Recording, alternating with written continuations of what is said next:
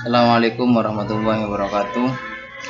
Alhamdulillahirrabbilalamin. Amma ba'du. Perkenalkan, nama saya Amiruddin,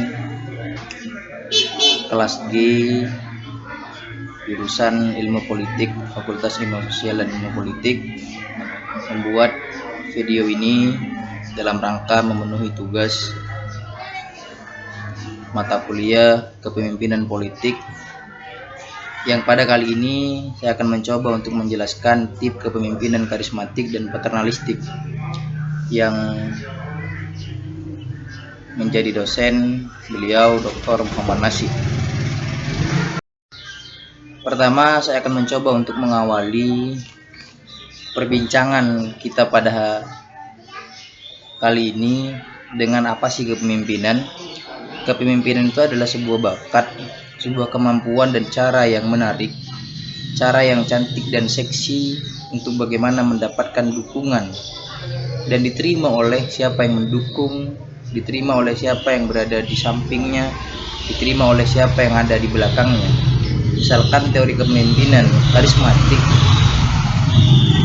seorang pemimpin harus mampu membawa kepemimpinannya atau roda perjalanan organisasi atau lembaganya menjadi lembaga yang selektif, misalnya menjadi lembaga yang bukan ditakuti tapi dihormati, menjadi lembaga yang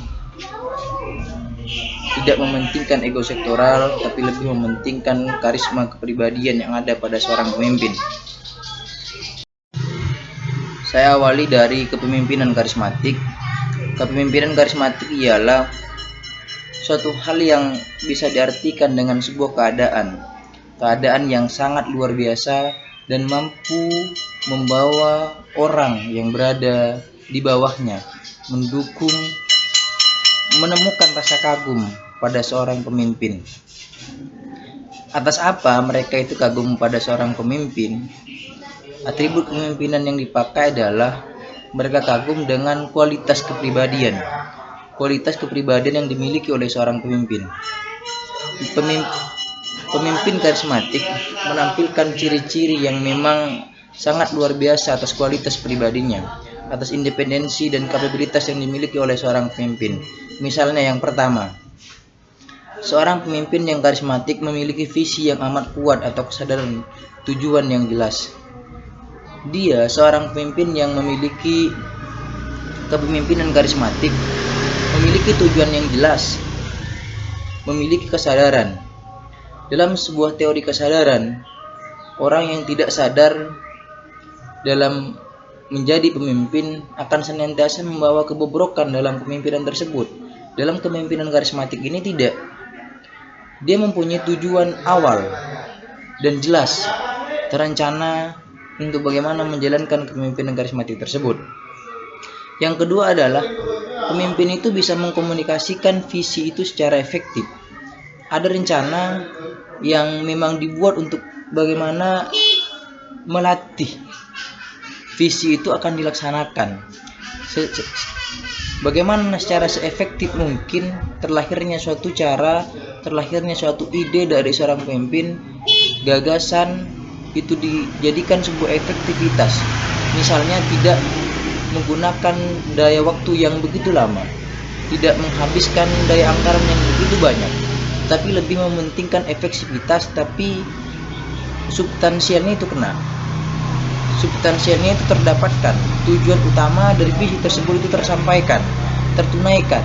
Jadi tidak lebih mementingkan kayak prosedural, lebih pada mementingkan sebuah yang substansial. Yang ketiga adalah mendemonstrasikan konsistensi dan fokus pada satu tujuan. Jadi misalnya kita ingin mencapai suatu tujuan, menang dalam partai politik misalnya, kepemimpinan karismatik itu lebih pada konsentrasi pada satu tujuan. Atau kalau dalam sebuah kata itu fokus, follow one until success gitu. Konsentrasi pada satu tujuan itu membuat suatu organisasi tersebut akan mencapainya. Ada dua pilihan, gagal dan menang. Dalam pemimpin karismatik pastinya semua akan dirasakan. Kalau gagal, bagaimana memperbaiki ke depan. Tetapi kalau menang, syukuri dan tidak boleh menyombongkan diri. karena dalam waktu yang tidak ditentukan kita juga bisa kalah, seperti itu. Terus yang keempat adalah mengetahui kekuatan pribadi, atau dalam kalau bahasa kerennya itu adalah be yourself. Seorang pemimpin karismatik akan memulai dirinya dengan percaya bahwa dirinya bisa. Kalau sudah percaya bahwa dirinya bisa, akan melakukan hal-hal yang luar biasa sekali.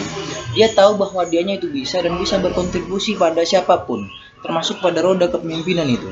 Kalau dia percaya bahwa dia bisa melakukan dan bisa menekan, bisa berkonsentrasi dan berkontribusi untuk memajukan suatu organisasi, maka akan tercapai. Ketika kemampuan itu, kepemimpinan karismatik lebih pada transformasional. Di situ dijelaskan bahwa di mana pemimpin itu mempunyai sebuah karisma, sebuah rasa kagum dari masyarakat dengan memberikan daya tarik. Lebih kepada pemimpin itu menekankan bahwa kita itu yang boleh memberikan ide, kita itu yang boleh memberikan gagasan kepada tim. Jadi apa yang diinginkan oleh tim itu sesuai rencana kita. Lebih pada percaya pada kita itu yang karisma. Karisma dari seorang pemimpin itu akan terlihat ketika pemimpin itu punya ide dan gagasan yang bisa dijual kepada tim, dan tim itu bisa menggunakan, menjalankan dan tertunaikan dengan secara baik.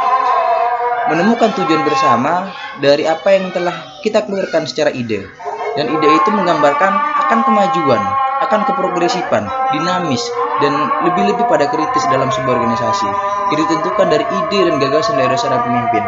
Karisma artinya adalah memberikan suatu cara yang indah, memberikan suatu cara kepandaian, kecerdasan untuk membangun roda organisasinya melalui rencana dan pemikiran-pemikiran yang progresif dari seorang pemimpin. Dan biasanya seorang pemimpin karismatik itu akan mempunyai ambisi yang besar, mempunyai ambisius yang tinggi untuk mendapatkan kepemimpinan. Karena orang-orang yang mempunyai karisma tinggi merasa bahwa dirinya itu bisa, percaya untuk memimpin sebuah lembaga dan organisasi, itu akan terlahir sebuah orang-orang yang ambisius. Mereka bukan ambisi tentang kekuasaan, tetapi lebih pada ingin memberikan ide dan gagasan mereka untuk menjalankan roda organisasi. Dalam etika organisasi, itu memang tidak boleh kita menjadi orang yang ambisi terhadap kekuasaan. Tapi jangan pernah kita membiarkan organisasi atau lembaga tersebut dipegang oleh orang-orang yang tidak punya ide, oleh orang-orang yang tidak mempunyai gagasan. Kita harus percaya bahwa diri kita itu bisa untuk melaksanakannya. Pemimpin yang ambisius biasanya lebih pada memberikan kepercayaan kepada pengikutnya, kepada massa, untuk percaya orang lain itu untuk percaya pada kita itu bisa nggak, kan gitu loh, untuk menjadi seorang pemimpin. Dengan apa kita memberikan rasa percaya kepada mereka bahwa kita itu bisa menjadi seorang pemimpin? Dengan taktik dan strategi kita, langkah-langkah untuk memberikan kepercayaan. Misalnya dalam sebuah organisasi kita akan selalu hadir dalam setiap kegiatan. Dalam sebuah organisasi kita akan selalu hadir dalam rapat. Dalam setiap organisasi yang melakukan sebuah gotong royong, donasi sosial misalnya, mengajar dan lain sebagainya, kita pastikan selalu hadir pada kondisi tersebut. Dan itu sangat diperhitungkan oleh orang lain. Di situ sangat diperhitungkan oleh pengikut kita. Di situ sangat diperhitungkan oleh semua anggota organisasi bahwa dia mampu menjalankan kepemimpinan pada periode berikutnya misalnya. Tetapi bukan cuma kita hadir dalam suatu forum, yang paling penting adalah seorang pemimpin yang karismatik bisa menjadi tauladan, bisa menjadi acuan bagi orang-orang yang ada di dekatnya. Misalnya dalam akhlak, Nabi SAW diutus ke muka bumi itu untuk misalnya memperbaiki akhlak dalam hadisnya. Itu artinya adalah Nabi yang memimpin ratusan umat. Bahkan sampai sekarang berjuta-juta umat masih mengagumi dan mengidolakan Nabi Muhammad sebagai orang terbaik di dunia, sebagai seorang yang paling mulia. Itu artinya kita juga harus mengikuti langkah-langkah Nabi Muhammad, menjadi pemimpin yang tauladan, menjadi pemimpin yang memiliki akhlakul karimah yang begitu kuat, yang mengakar, tentunya dengan tidak keluar dari prinsip-prinsip Islami. Itu lebih pada cara yang paling efektivitas untuk mempengaruhi bawahan, untuk mempengaruhi orang-orang di samping kita percaya bahwa kita itu pantas menjadi seorang pemimpin yang berkarisma. Pemimpin karismatik biasanya lebih menekankan kepada visi dan ideologis. lebih dihubungkan kepada cita-cita untuk bagaimana mencapainya, memberikan sebuah inspirasi-inspirasi yang mengakar dan dapat dirasakan bersama oleh para pengikut. Selain itu, kepemimpinan karismatik juga harus memiliki sebuah intellectual quotient yang tinggi, spiritual quotient yang tinggi, emotional quotient yang tinggi. Jika ketiga-tiganya itu didapatkan oleh seorang pemimpin, maka karisma itu akan dibawa kepada para pengikutnya, kepada para bawahannya. Artinya untuk mendapatkan sebuah kepercayaan dari para bawahan, dari para pengikutnya adalah satu hal yang paling single untuk didapatkan. Dan jawaban itu adalah jawaban bagi seorang pemimpin untuk meneruskan langkahnya ambisi untuk mencapai kekuasaan yang berkarisma. Kepemimpinan karismatik mungkin sudah kita bahas dari tadi. Dan pada sesi ini kita juga akan melanjutkan pada sesi apa sih kepemimpinan paternalistik. Tip kepemimpinan paternalistik itu lebih ideal daripada kepemimpinan karismatik. Karena di situ dijelaskan bahwa kepemimpinan paternalistik itu tak lebih dari seorang kepala keluarga, seorang ayah memimpin anak, istri, dan cucunya misalnya. Lebih pada kita bagaimana mengelola karyawan yang ada di bawahan kita. Itu lebih gampang dan lebih ideal daripada kepemimpinan karismatik yang lebih percaya bahwa dirinya itu bisa, dirinya itu mempunyai kapabilitas yang tinggi untuk mencapai visi yang dihubungkan dengan akal dan ideologis ide dan gagasannya. Ada beberapa ciri yang memang ada pada orang yang memiliki kepemimpinan paternalistik. Kalau misalnya kita itu menjadi seorang pemimpin, maka nantinya kita lebih bagaimana mempersoalkan kinerja karyawan misalnya. Lebih kita itu pada kayak memuji, lebih pada ingin memberikan suatu penghargaan. Artinya tidak semua karyawan itu bahagia dan bisa bekerja lebih giat lagi ketika cuma diberikan sebuah uang, diberikan sebuah upah. Tapi ada juga karyawan yang memang bisa lebih giat lagi bekerja, lebih giat lagi memotivasi dan memberikan kinerja yang baik pada sebuah lembaga, pada sebuah perusahaan atau organisasi ketika dia dipuji oleh seorang pimpinan. Itu namanya suatu ciri yang memang harus dimiliki oleh pemimpin yang paternalistik. Terus yang kedua, pemimpin paternalistik itu lebih pada adil misalnya, tidak membeda-bedakan karena dia itu beda agama misalnya, karena dia itu beda pengalaman, beda ciri khas, atau lebih-lebih beda intelektual misalnya, lebih tinggi atau lebih pintar yang satu dengan yang lainnya, dan terus membeda-bedakan dan memberikan rasa ketidakadilan. Itu bukan ciri dari seorang pemimpin yang paternalistik. Artinya pemimpin paternalistik tidak bisa membedakan. Artinya sebuah perbedaan, sebuah diferensiasi itu jadikan sebuah integritas dalam kesatuan, tak lain untuk menjadikan perusahaan tersebut lebih maju. Pemimpin paternalistik juga mampu dan harus mencukupi ketika harus mengadakan sebuah pendidikan dan pelatihan kepada karyawan-karyawannya dalam sistem perusahaan. Seperti itu harusnya memberikan rasa peduli kepada karyawan misalnya kurang dalam untuk sebagai bahan pelatihan, dan perusahaan dalam seorang pemimpin paternalistik tidak harus memikirkan anggaran dan biaya dan lain sebagainya, tapi lebih memberikan rasa mau untuk mencerdaskan itu karyawan supaya perusahaannya lebih baik.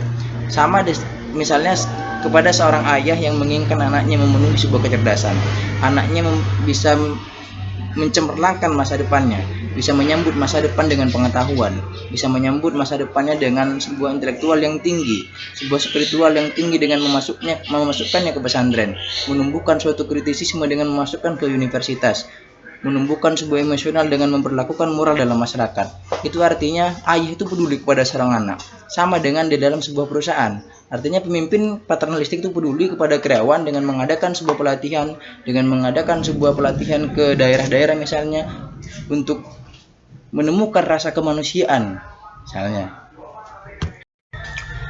Kepemimpinan paternalistik itu tidak akan pernah tercapai dengan sejatinya ketika pimpinan itu lebih kepada otoriter. Misalnya pelit, tidak bisa berbagi dengan karyawan misalnya, tidak bisa berbagi dengan yang di bawahnya, itu tidak bisa tercapai kepemimpinan paternalistik. Kalau lebih kepada aku, dia, mereka kan gitu, lebih pada otoriter, maka tidak akan pernah tercapai kepemimpinan paternalistik yang sejati. Cukup sekian, saya ucapkan terima kasih. Kurangnya saya mohon maaf. Mungkin ini yang bisa saya sampaikan dan jelaskan tentang kepemimpinan karismatik dan paternalistik. Semoga apa yang saya bawakan bisa memberikan pencerahan dan pengetahuan bertambah, termasuk kepada saya pribadi dan yang menonton video ini. Saya ucapkan billah bisa bilhaq, astaghfirullah. Wassalamualaikum warahmatullahi wabarakatuh.